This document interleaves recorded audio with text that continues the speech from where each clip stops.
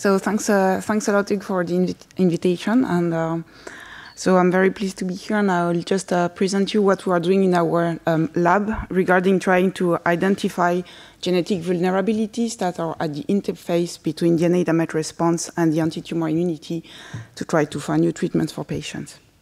So at the disclosure, I have financial disclosures. Oh, it's not working? Yeah. And I have a second disclosure, which is that I'm a medical oncologist by training.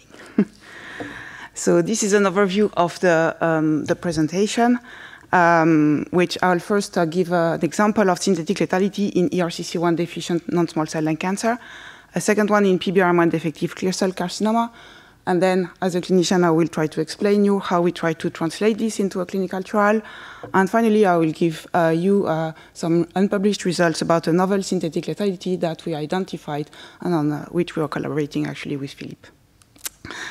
So as a background of what I'm going to talk about today, what I said we are interested in is one of the hallmarks of cancer, which is genome instability and mutation, which, as you nicely heard from Raphael, can be targeted through synthetic lethality, the best example being the use of PARP inhibitors in BRCA-defective tumors. But you have other hallmarks of cancer, and the other one, another one actually, is that cancer cells can escape the recognition by immune cells, which normally should destroy them. And this can be targeted by other drugs, such as the PD-1, PD-L1 inhibitors. And these hallmarks actually are not independent. So what we try to do is to find novel therapeutic approach, which really try to leverage on this interdependence between hallmarks. So there are several levels of interdependence between the immunogenicity and the DNA damage response. The first one is what we call the antigenicity, which is the ability of tumor cells to present immunogenic neoepitopes and prime the T cells. The second one is what we call adjuvanticity, which refers to the ability of tumor cells to attract and activate the T cells at the site of the tumor through the production of neoadjuvant molecules.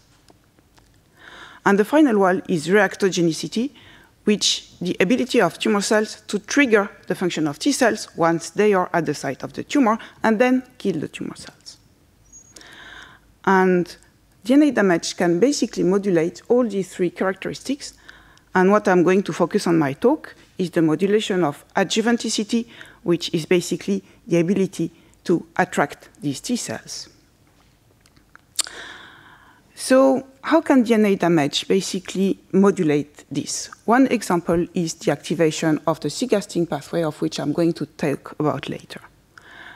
Basically, when you get some genome instability, what can happen is that this will release some DNA in the cytosol. It's completely abnormal for a cell to have DNA in the cytosol. Usually, it means that you have a viral infection or something weird else going on, and that may be recognized by a system called cGAS, which will activate STING, the phosphorylation of TBK1, the trigger of a type 1 interferon response, and this type 1 interferon response through the nucleus will trigger the release of what we call cytokines, such as CCL5, which will attract the T cells. So what has been described is that this can occur in the cancer cell, but also, this can occur in immune cells. When cancer cells are dying, they can be eaten or engulfed by immune cells, and then these immune cells will activate the T cells through interferon production as well as antigen presentation, and then these T cells will go and kill the tumor cell. Basically, we heard about several DNA damage response pathways before, and it has been described that virtually all DNA damage response pathways can activate these cytosolic immune responses. So in my talk, I'm going to talk about three different enzymes. First one is ERCC1. Second one will be CETX and PBRM1. And first one is BRCA that you just heard about. And how does this crosstalk occur? Basically, in this, replication stress plays a crucial role. When you have acute replication stress through stalled forks, this will relieve a variety of nucleic acid fragments in the cytoplasm following the processing and the repair of the replication fork, which can be single-strand DNA, double-strand DNA, and other forms of DNA. But when you have some chronic replication stress, this gives to chromosomal instability, which favors the formation of micronuclei, which are small nuclei within the cytoplasm, which have DNA plus proteins, which are histones, which is called chromatin, and these micronuclei will rupture, this will release the DNA, and this will activate the cytosolic immunity. So within the cytosolic immunity, I will first talk about the C-gasting pathway, and I will end up with the pathway that recognizes double-strand RNA that can also be present in the cytoplasm. And what is also important to keep in mind is that when you get an acute interferon response, this will create an anti-tumor phenotype. But when you get a chronic stimulation of this pathway, this will promote the tumor growth. So the dynamic of the activation of this system is very important. So the question we try to address is, can we therapeutically exploit this DNA damage response through synthetic lethality to try to enhance the tumor cell immunogenicity? So the first work we performed was in ERCC1 deficient non-small cell lung cancer. Basically, in non-small cell lung cancer, you have a variety of DNA damage response defects, and the most frequent one is ERCC1. What ERCC1 does, and you already heard about this pathway before, it's nucleotide excision repair and interstrand cross-link repair. It favors the repair of adducts onto the DNA. And through the creation of an isogenic model of ERCC1 defects, we could identify that the ERCC1 defective cells, here in purple, were sensitive to PARP inhibitors that you heard about during the second talk. So this was a synthetic lethality. And at this stage, we did a very simple experiment, which is that we profiled the transcriptomic profile of the ERCC1 defective cells, and we compare it to the wild-type cells. And what we could identify was a downregulation of the cell cycle and other DNA repair processes in ERCC1 defective cells, as we expected. But very interestingly, we observed an upregulation of the immune pathways in these cells in the absence of any immune microenvironment. So when looking closer at what was upregulated, we saw very important chemotactic chemokines that can attract the T cells, as well as an enhanced expression of the STING protein that I talked to you before, and as well as CGAS. And interestingly, when we had ERCC1, this protein was not expressed. But when we re-expressed ERCC1, we could see a re-expression of STING. And so really highlighting that there was an anti-correlation between the two expression of these two proteins. Then we asked, is that clinically relevant? And we assessed the infiltrates of lymphocytes in ERCC1 low and ERCC1 high tumors. And what we could observe is that when you had ERCC1 low, you had more lymphocytes in the tumor, showing that potentially this was clinically relevant. We then asked whether the synthetic lethality with PARP inhibitor could be exploited to enhance this immunogenicity that was already present in the tumor. And what we did is that we assessed the formation of the cytoplasmic chromatin fragments I talked to you about, which are these really small micronuclei present in the cytoplasm. And in ERCC1 proficient cell, we could see a small increase of the formation of these micronuclei on exposure to PARP inhibitors. But in ERCC1 defective cells, you can see we accumulate much more micronuclei in the ERCC1 defective cells. In the heterozygous cell line, it's intermediate. And when you re-express ERCC1, you abrogate again the formation of these micronuclei. What we then showed is that these micronuclei were formed during mitosis and contained heterochromatin. So these were real micronuclei, just not cytoplasmic chromatin fragments. And what was also interesting is that we see exactly the same phenotype in BRCA defective cells with BRCA mutant cells having high levels of micronuclei, BRCA revertant cells, which are resistant cells, which have a functional BRCA protein having no micronuclei, and cells in which PARP1 is lost, which are resistant to PARP inhibitor, and PARP cannot be trapped, and we can discuss about the trapping later. At least they do not accumulate micronuclei either. So this shows that the function of trapping of PARP is important about the creation of this phenotype. Then we asked whether this could trigger the type 1 interferon signaling and the C-gasting cascade. And we did observe that upon exposure to PARP inhibitor, you can phosphorylate TBK1, you can have a release, selectively in ERCC1 defective cells of CCL5, which is a type 1 interferon response cytokine associated, and that this is fully abrogated, by the silencing of cGAS and STINI here. And interestingly, when you treated these cells with PARP inhibitor, you could also see an increase in the activation of this type 1 interferon response. So this allowed us to propose the first model, is that in a cell, when you have a functional ERCC1, if you lose ERCC1, you will have a small accumulation of micronuclei. But then if you treat with a PARP inhibitor, you will stall the replication fork, increase the accumulation of micronuclei, activate the cGAS-STING pathway, trigger the cascade that I told you about before, and potentially really CCL5 and potentially activate the T cells, or at least recruit them. What I didn't show you is that in parallel, you will increase the expression of the PD1 and PDL1 at the cell surface, and this triggers the rationale for combining PARP inhibitor with PDL1. As I said, we find similar findings in the context of BRCA defective cells.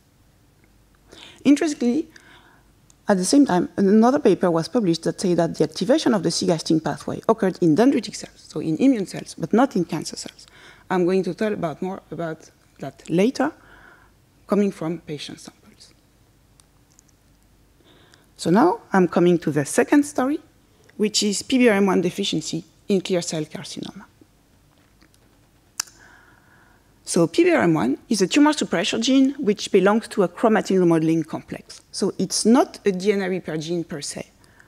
But what it does is that it interacts with several actors at the replication fork, notably ATM. It also plays a role in the maintenance of the G2M checkpoint as well as the centromeric cohesion. PBRM1 mutation, they mostly occur in a cancer which is called clear cell renal cell carcinoma. And it's a very important event there because it's an early event in the oncogenesis of the disease. It's 40% of these cancers which have the mutation in PBRM1. So in order to try to identify how we could target PBRM1 genetic vulnerability, we performed the siRNA drug sensitivity screen in PBRM1 proficient and PBRM1 deficient cells. And what we could observe is that the deficiency in PBRM1 sensitized to several PARP inhibitors, talazoparib, rucaparib, and olaparib.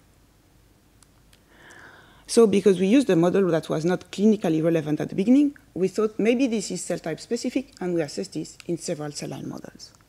So we used the HAP1 model, which is a CML cell line, 7860, which is a clear cell renal cell carcinoma cell line, and a non-small cell lung cancer cell line, as well as a non-isogenic panel. And here, every time, the light line is the PBRM1 deficient. And you can see every time we got a therapeutic window on PARP inhibitor, showing that this was actually cell type independent. And then when we re-expressed PBRM1, we could see a restoration of the resistance to PARP inhibitor, showing that loss of PBRM1 was causal in this synthetic lethality. Then we thought to ask why does that happen, and what's the mechanism underlying this synthetic lethality. So the first thing we thought about is that these cells were deficient in the pathway you just heard about by Raphael, which is homologous recombination. So we assessed the formation of RAD51 foci, which shows that the pathway is working. And what we could observe is that actually these cells were able to form RAD51 foci. And even when you expose them to PARP inhibitor, the deficient cells here in light purple were able to form these foci. So they were not deficient in homologous recombination. So there was something else going on here. What we observed as well was a parallel increase in RAD or PA foci, which are the sign of the single-strand DNA. So we thought to assess then what was happening at the replication fork, because we had single-strand DNA present and the role of PBRM1 at the replication fork. And what we could observe was actually a decrease in the velocity of the fork in these PBRM1 defective cells in all models. This was associated with an activation of the G2M checkpoint, as shown by the phosphorylation of ATM, ATR, as well as a sensitivity to ATR inhibitors. So these cells presented some signs of replication stress. What we also observed is that there was an accumulation of the micronuclei, which are indirect sign of genomic instability and abnormal mitosis in these cells, selectively in the PBRM1 defective cells. And this was associated, looking at the tumor data from the Tumor Cancer Genome Atlas, by an increase in mutational load. So at this stage, what we had was increase in replication stress, no defect in homologous recombination, increase in RPA foci, and a role of PBRM1 as a chromatin remodeler in the activation of transcription. So we thought to look at the structures which are called OR loops, which are hybrids formed by a RNA DNA strands and a free DNA strand. And what we could observe is that in both PBRM1 defective models, we had some OR loops which were shared with the PBRM1 type cell line. But we also had a bunch of OR loops which were only present in the PBRM1 defective cells. And interestingly, in the PBRM1 defective cells, when you treated with PARP inhibitors, you could significantly increase the presence of OR loops. So we then thought to look at proteomic data that we generated in one of our models, and we saw that PBRM1, of course, was really downregulated. But you also had a downregulation of several OR loops processing factors, including a helicase called CETX. And because this was only in one model, we thought to look at it in another model. And in this clear cell renal cell carcinoma model, we could clearly see that when we knock out PBRM1, we decrease the expression of CETX. And when we restore the expression of PBRM1, we restore the expression of CETX. So what we did was to overexpress an enzyme that degrades the OR loops, which is called RNase H1, to try to see whether these OR loops played a role in the sensitivity to PARP inhibitor. And when we did so, when we degraded these OR loops, we could restore the resistance to PARP inhibitor of the PBRM1 defective cell lines, but not of the PBRM1 proficient cell lines. And similarly, when we forced the expression of this helicase, CETX, we could restore resistance to PARP inhibitors. So this could allow us to propose a model, which is if you have a normal PBRM1 gene function, you have some baseline OR loop levels. If you disable PBRM1, you will increase your OR loop burden. You will cause replication stress, increase of DNA damage, macronuclei formation. This will trigger, which I didn't show you, the activation of the cGAS-STING pathway, and potentially increase the immunogenicity of the cell. So I show you here two models in which when you use PARP inhibitor in contexts where they cause synthetic lethality, they can enhance potentially the tumor immunity in a cell autonomous fashion. So then the question is, can we use that in patients? So in order to test this, we wrote two clinical trials, which were academic studies, in which we selected patients based on a genetic alteration, which is supposed to predispose them to being sensitive to PARP inhibitors. And we designed the trial so that we could start with the PARP inhibitor, and then to try to trigger this interferon response, and then combine with the PD-1 or PD-L1. There were two trials, one with the PD-1, one with the PD-L1. So this trial recruited now more than 150 patients. But what we did, which was interesting, was to try to biopsy the patients pre-treatment on the PARP inhibitors and on the combination therapy.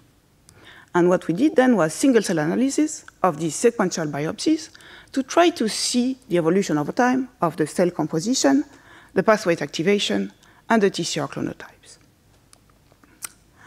So I will give you two examples of patients' results. The first example was a patient with a BRCA2 mutant castration-resistant prostate cancer.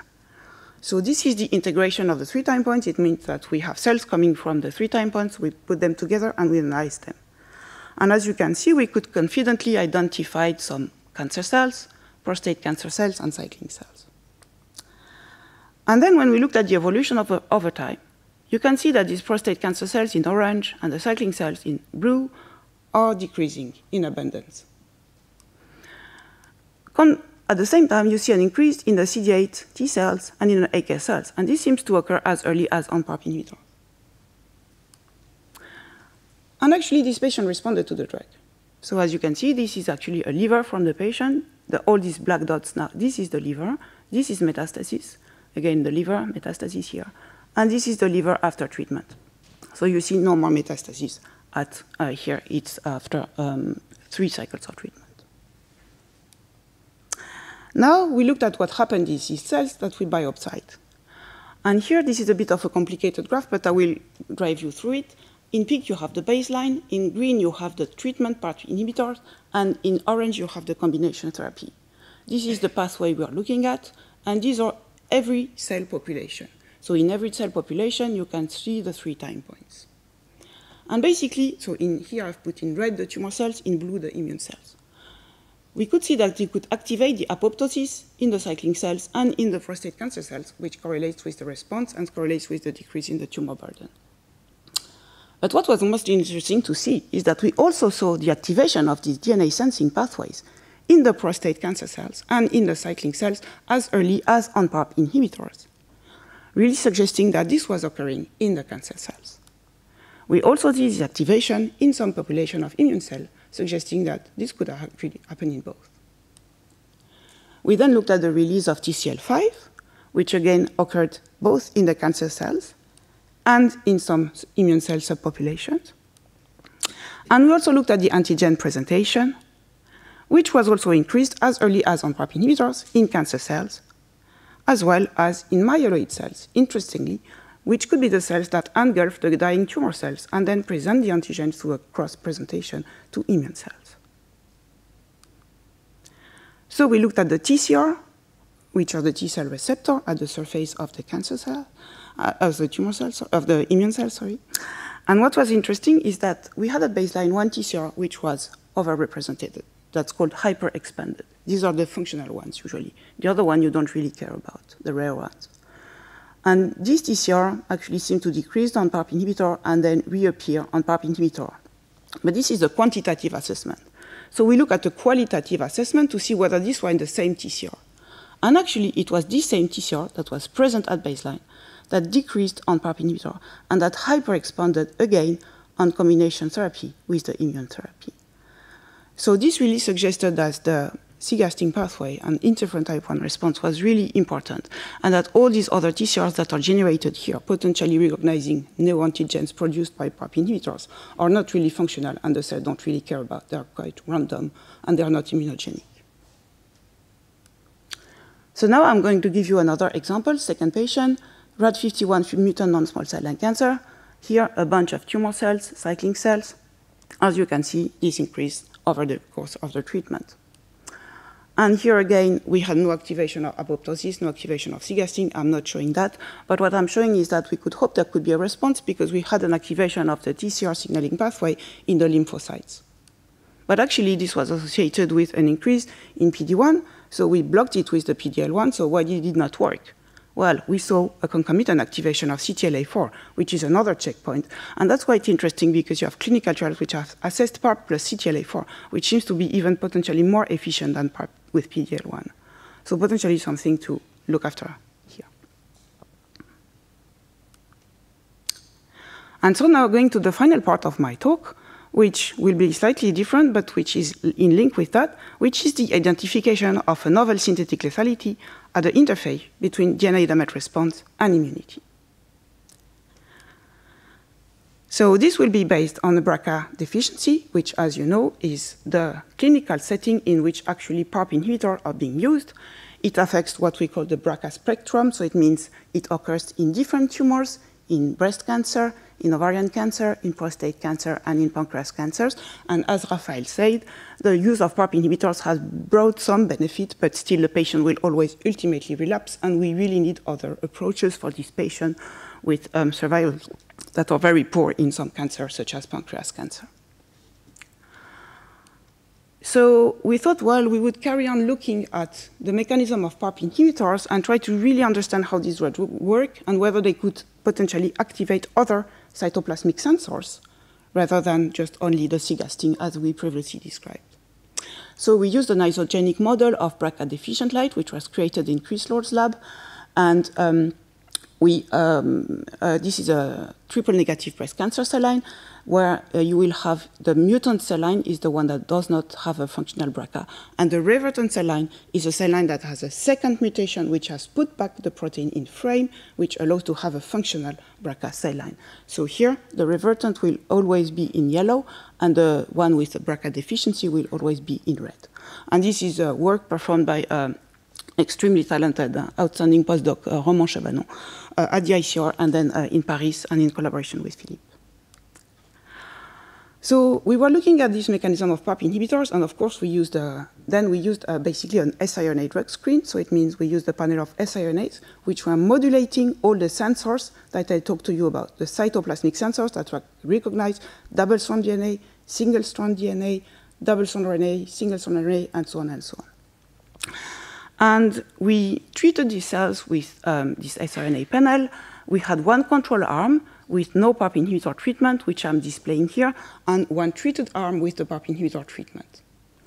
And here I'm showing you the result of the control arm.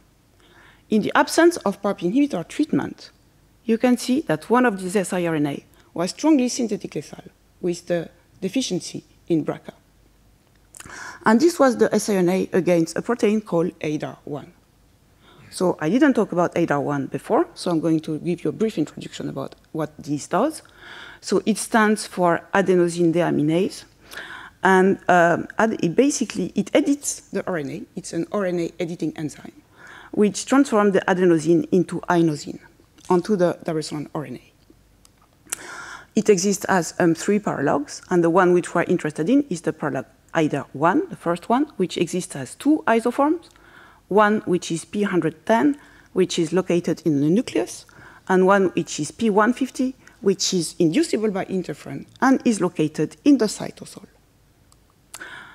And very interestingly, ADAR1, so it edits the RNA, so it could cause neoepitopes and so on, but also it has a really important role, which is to prevent the detection in the cytoplasm of this double-strand RNA by RNA sensors such as MDA5.